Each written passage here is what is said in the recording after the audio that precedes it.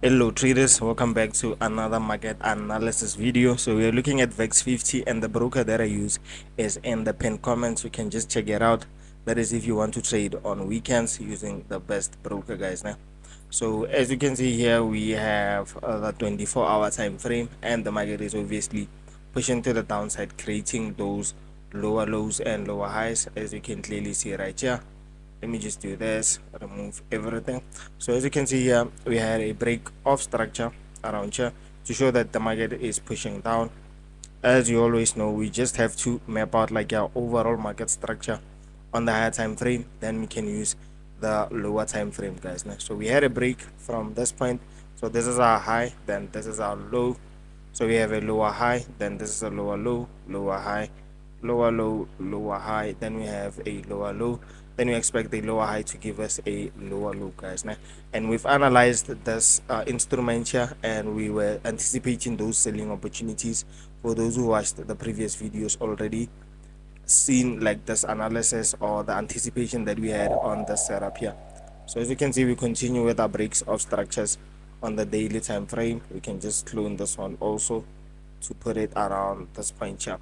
So this is the current market structure. As you can see here, we have this high, then we have this low here, and what you need to use is your Fibonacci tool from the high to the low, just like that. Then you get to map out like your overall areas of interest. And then as you can see here, this is an order block on the daily time frame, so we just need to refine it on the lower time frame, guys. So the 4-hour can be an area where, or a time frame that we can refine our order block.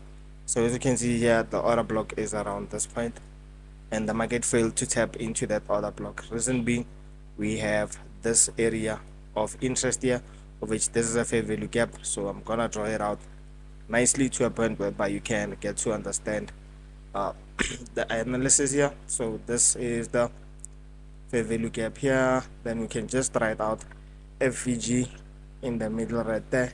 So this is the current break of structure that we have here, and now we get to look for areas of interest, knowing that we are anticipating those selling opportunities to continue pushing to the downside, guys. And if you're new to this channel, please click the like button and drop a comment, guys, of what you think about this analysis that I'm doing for you here. So from the high, we have our high here, then we have our low here. Even though like we didn't get like the 3 candle pullback, but like I consider it a low, is because I see that the market is no longer impulsive in this area here. So this is our lowest point here, this is our highest point here. So this is our overall trading range within this point here. So whatever is within this area here is all internal, guys. Now everything is internal, or that's the order flow on the higher time frame. So let's look at the 15-minute. So on the 15-minute, I'm anticipating to get like some buying opportunities. So let's see if we can get like those buying opportunities within here. And before we do that, let me just make sure that we have an area of interest that we are looking at now. So back to the 1 hour. So on the hour, let me just remove this block here, just because we already know that that is our area of interest. So around here we have this supply zone, so we can just use it as an OB.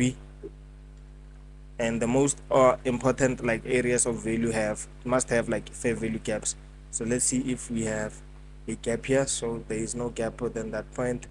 The market has already filled that gap. So as you can see, we just continue pushing up, knowing that we are anticipating those sells. So as you can see here, we have relatively equal highs, that is liquidity, and at the top of that structure we still have an OB that we can use. So we have multiple OBs, and at the top of the structure, this is the extreme OB right there. So we have 3 areas that I'll be looking at to take like some selling opportunities.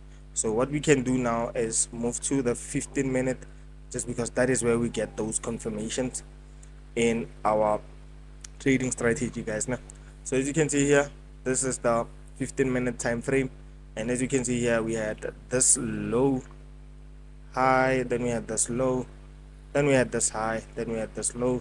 Then we are anticipating some higher prices before we can get to sell, guys. As you can see here, we had a change of character or an internal change of character. Then this is an OB here. You can just use that as an OB. So the break of structure came to the downside. We had liquidity within this point, so everything is stacking up very nicely, as you can see here.